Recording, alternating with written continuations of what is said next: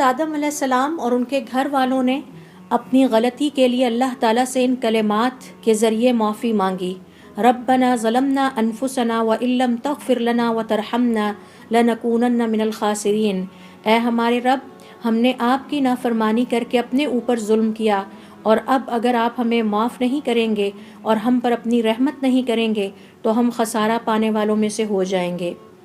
مفسرین کرام اور علماء کرام کا کہنا ہے کہ حضرت آدم علیہ السلام کی اس دعا میں غور طلب یہ ہے کہ آپ نے 4 طرح کے وسیلے اختیار کیے تاکہ اپنی حاجت کو اللہ تعالیٰ کی بارگاہ میں شرف قبولیت کے لیے پیش کر سکیں۔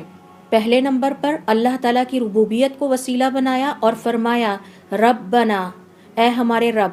اے ہمارے پروردگار۔ اللہ تعالیٰ کو اپنے بندے کے یہ کلمات انتہائی محبوب ہیں کہ اسے ان الفاظ سے پکارا جائے۔ دوسرے نمبر پر اپنی حالت کو بیان فرمایا، اور یہ ایک اور وسیلہ ہے اللہ سے دعا کے لیے،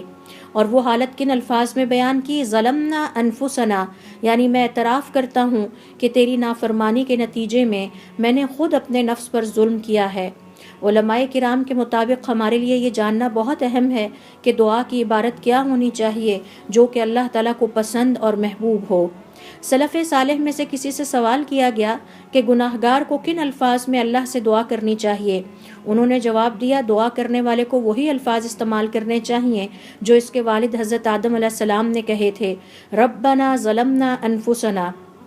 اے ہمارے رب، ہم سے اپنے نفس پر بڑا ظلم ہو گیا ہے، لہٰذا اے اللہ کے بندے ان کلمات کو یاد کر لو۔ یہ وہ کلمات ہیں جو اللہ تعالیٰ کو بہت محبوب ہیں، اور اللہ تعالیٰ نے قرآن کریم کی سورۃ القصص کی آیت نمبر 16 میں بھی اس حقیقت کا تذکرہ کیا کہ جب موسیٰ علیہ السلام نے اللہ تعالیٰ سے مغفرت طلب کرنی تھی تو انہی کلمات کے ذریعے سے فرمایا، ربی انی ظلمت نفسی فاغفر لی، اے میرے رب، مجھ سے اپنی جان پر زیادتی ہو گئی ہے، لہٰذا آپ میری مغفرت فرما دیجئے۔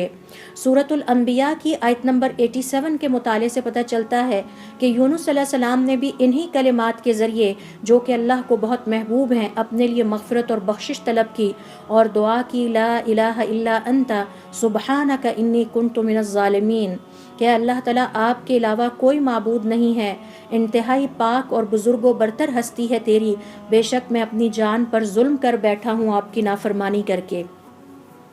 تیسرا وسیلہ جو ایک مومن کو اپنی دعا میں اختیار کرنا چاہیے اور جو وہ حضرت آدم علیہ السلام کی دعا سے لرن کرتا ہے یا سیکھتا ہے کہ دعا میں اپنے امر کو اللہ تعالیٰ کے حوالے کر دیا جائے یا اسے سونپ دیا جائے، بالکل اسی طرح جیسے حضرت آدم علیہ السلام نے فرمایا وَإِن لَّمْ تَغْفِرْ لَنَا، اور اے اللہ تعالیٰ اگر تو نے مجھے معاف نہ کیا،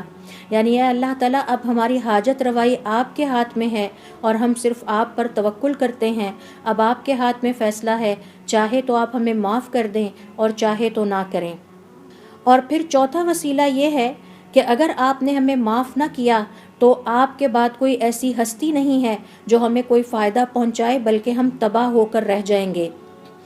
یہی وجہ ہے کہ حضرت آدم علیہ السلام نے فرمایا وَإِن لَّمْ تَغْفِرْ لَنَا وَتَرْحَمْنَا، اور اگر تو نے ہمیں معاف نہ کیا اور ہم پر رحم نہ کیا، لَنَكُونَنَّ مِنَ الْخَاسِرِينَ، تو ہم خسارہ پانے والوں میں سے ٹھہریں گے۔ لہٰذا یہ ہے حضرت آدم علیہ السلام کی دعا کہ جس کا تذکرہ ہمارے لیے اللہ پاک نے اپنے کلام میں فرمایا تاکہ ہمیں سکھائیں کہ ہم ان سے دعا مانگنے کے آداب، عبارات اور انداز سیکھیں اور اپنے رب کو اسی طریقے سے پکاریں۔